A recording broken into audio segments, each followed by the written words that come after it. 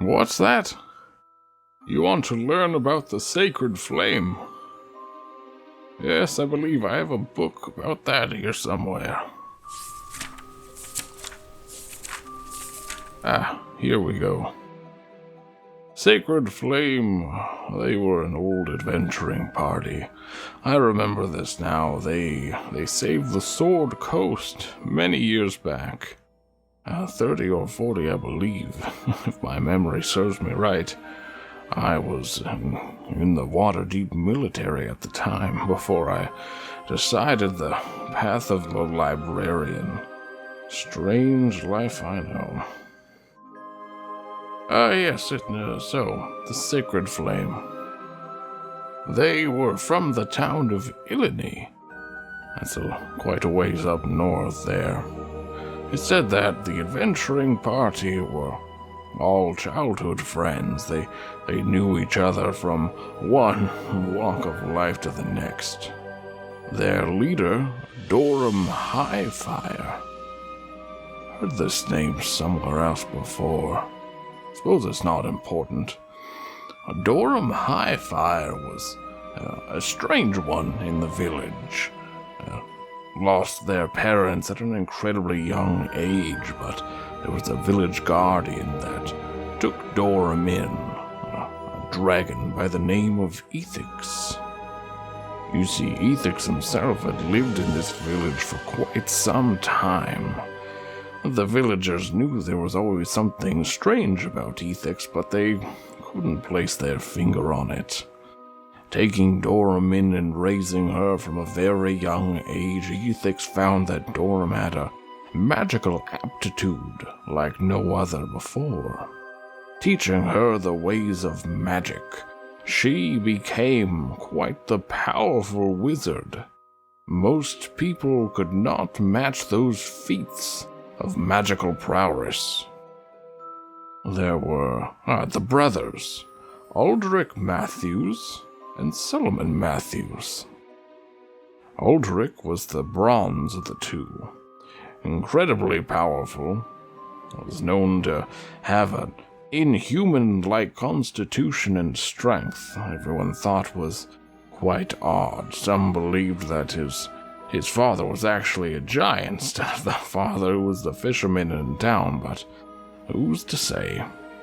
Let's see here. Aldrick was known for being the one who actually slayed their foe, Palgrith. Alright. Solomon Matthews, on the other hand, was a lot more bookish, very wise. Seems these brothers were split down the middle. Solomon was a devout priest of Lathander, rose quite high in the ranks. The last one, Maleficent Moonshadow.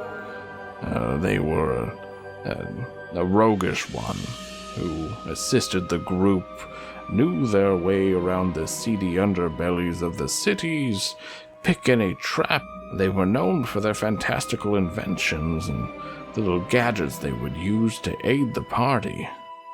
They opened up an inn in Illini after they finished their old thing. Yes, the party did seem to split after. Oh, I'm getting ahead of myself.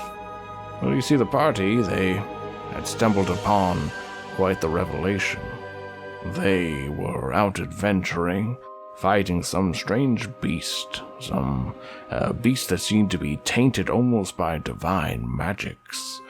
And overhearing after slaying the beast, they heard from a messenger of a being known as Palgrith. You see, Palgrith, who was later known as Palgrith the Unclean, was a fallen angel. There used to be an angel that was geared towards extermination, if you get my drift. They would go in and cleanse the blasphemers. Well, Palgrith always had a poor way of looking at the mortal species and believed that they should all be cleansed. The group, hearing this, knew what they had to do. They gathered together, they started taking out Palgrith's minions. They would wage the fight, but no matter how hard they tried, they could not slay Palgrith. After quite a bit of traveling up and down the Sword Coast trying to figure out how they could do this, they stumbled across a book in Candlekeep. It said that the way they could take down Palgrith was with the Gilded Blade. The Gilded Blade it looked like a regular steel sword, but the edges of it were covered in gold. They say this blade actually used to belong to an archangel who lost their life in a battle to stop a demon lord from rising onto the plains. Naturally learning about this blade, they sought it. They hunted it down, and they grabbed onto this blade for dear life, and they chased after Palgrith, finally cornering him in his ivory tower, not far from Neverwinter, where he planned to lay his siege. Already he had a number of other smaller towers set up, creating a spell circle that would unleash a spell so powerful it would evaporate all the beings of the Sword Coast, and that was just the first move that he was going to make. Well, the party managed to get to this ivory tower and face off against Palgrith. That's strange. Oh, there's some notes here someone scribbled in. A dark blade. Oh, this isn't my writing or my scribe's writing. Someone defaced this book. The Gilded Blade had a twin blade. It was made. It was known as the Dark Blade. It was held within the souls of creatures and used the souls as fuel. And these creatures could use the blade to perform extraordinary feats. What?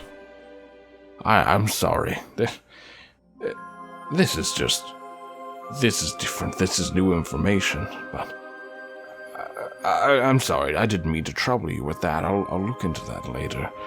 But yes, that was the story of the Sacred Flame. They had stopped a group of angels who had fallen, led by Palgrith, and who wished to exterminate the mortal species.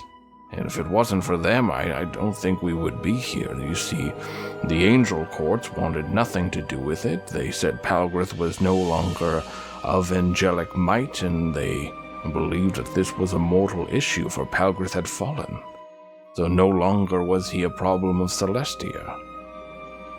They tried to plea to the beings of Celestia, but to no avail.